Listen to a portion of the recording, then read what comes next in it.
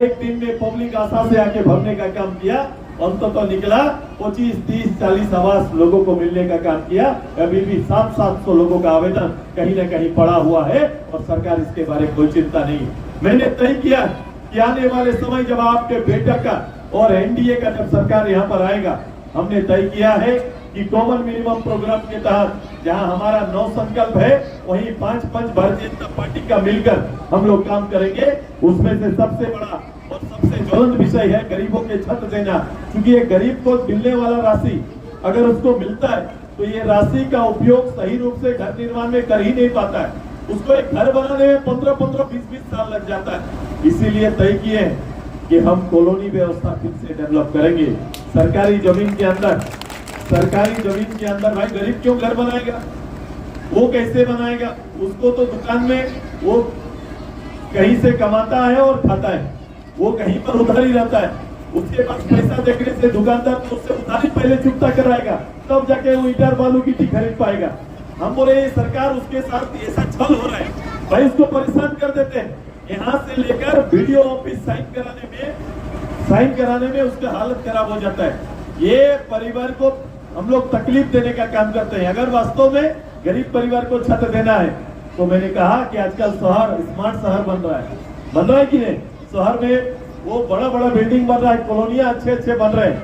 मेरा गांव में कब ऐसा हो?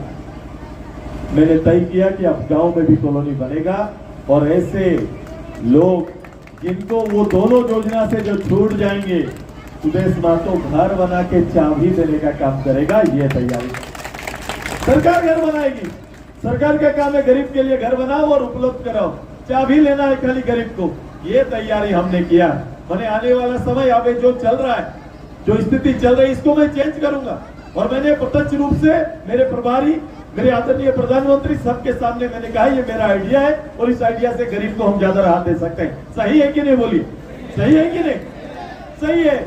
वो ठगने से बचेगा और किसी का डायरेक्ट उसमें इन्वॉल्वमेंट नहीं होगा। गरीब को छत चाहिए, आप जान रहे हैं, सरकारी जमीन तय करिए, सरकारी जमीन में अच्छा पानी, बिजली, रोड के साथ एक आवास भी गरीब को दीजिए। ये तैयारी करिए तो एक कॉलोनी व्यवस्था में गांव हमारा फिर से डेवलप होगा। ये तैयारी हमारा। जमीन जिसको नहीं, ये 5 साल में ये गरीब का सरकार बोलता है, गरीब सरकार बोले ऐसे लोग, लेकिन किसी गरीब को बोल दो हमको कि एक भी कहीं भी किसी गरीब भूमिहीन के लिए एक भी जमीन दिया है क्या? एक भी जमीन किसी को मिला है? पूरा ब्लॉक में, पूरे विधानसभा में कहीं गरीब को जमीन नहीं मिला। उसका प्रक्रिया इतना लंबा है कि आप पूरा ही नहीं कर पाइएगा और मिलेगा ही नहीं। इसलिए हमने तय किया कि इसको डायरेक्ट रूप से करेंगे। पहले भूमिहीन को चिन्हित करने का काम होगा। जितने भूमिहीन होंगे सबको एक साथ सरकारी जो प्रक्रिया है एक साथ शुरू करेंगे। और भूमिहीन को 2 तरह का जमीन, यदि भूमिहीन परिवार घर बनाने के लिए मांगेगा, अगर उसको आवास में नाम आया है, मैंने ये आवास का तीसरा योजना बताया, आवास के लिए पूर्व में अगर आया है और जमीन नहीं है तो उसके लिए तुरंत से उसको जमीन उपलब्ध कराएंगे। दूसरा, गरीब परिवार यदि ये चाहता है कि हम खेती बाड़ी करेंगे, मेरा जगह नहीं है, तो हम सरकारी जमीन खेती बाड़ी के लिए कुछ काट के उसको देंगे। ये तैयारी भी